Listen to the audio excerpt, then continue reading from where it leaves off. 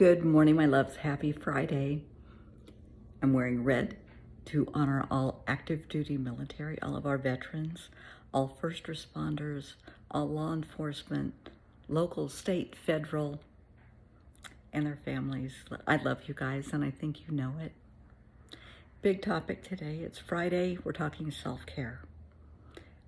Usually you think of self-care as doing something nice to make your heart smile, and I definitely want you to do that.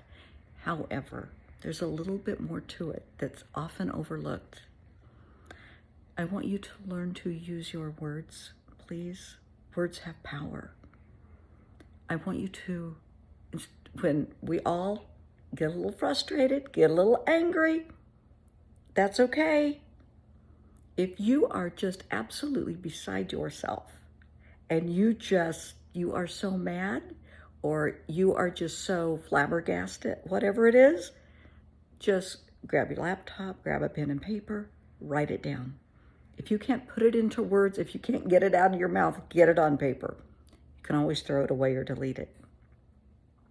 It doesn't have to be the great American novel. Just start writing and let it flow.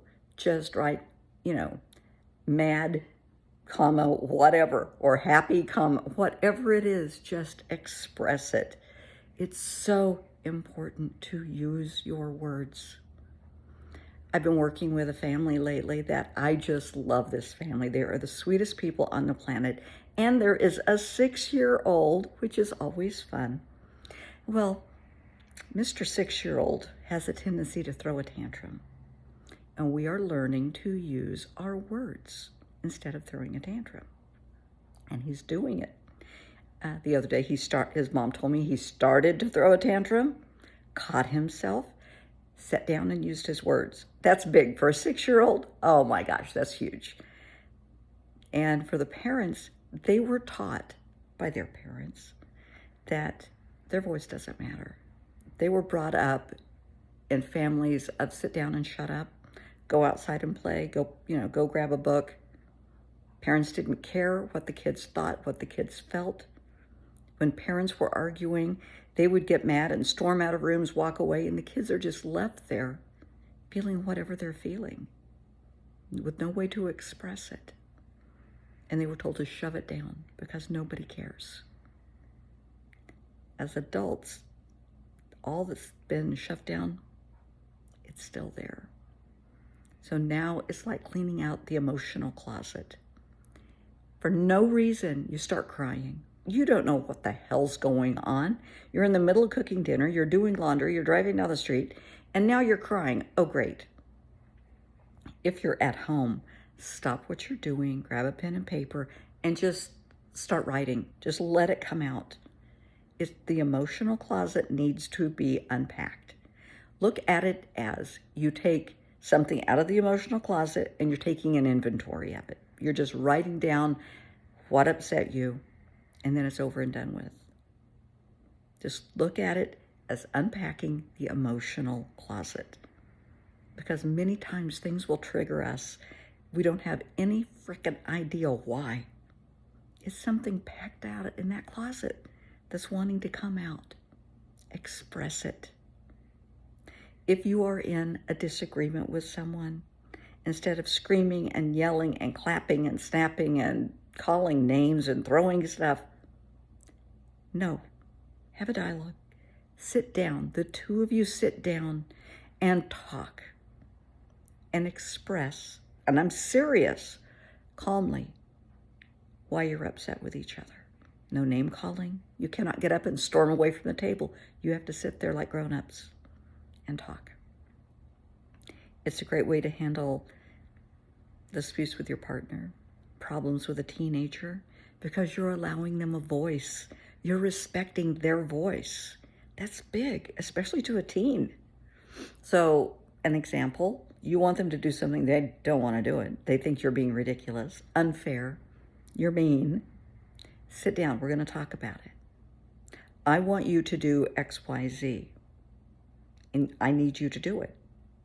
They have other plans, and they need to reflect because we're being grown-ups about this, and they're going to state why they don't want to do it. But we're using active listening, so they have to say, I understand, I understand that you want me to do X, Y, Z, but I have other plans. You, in turn, active listening, I understand you have plans, but I still need you to do X, Y, Z. Then you start to compromise.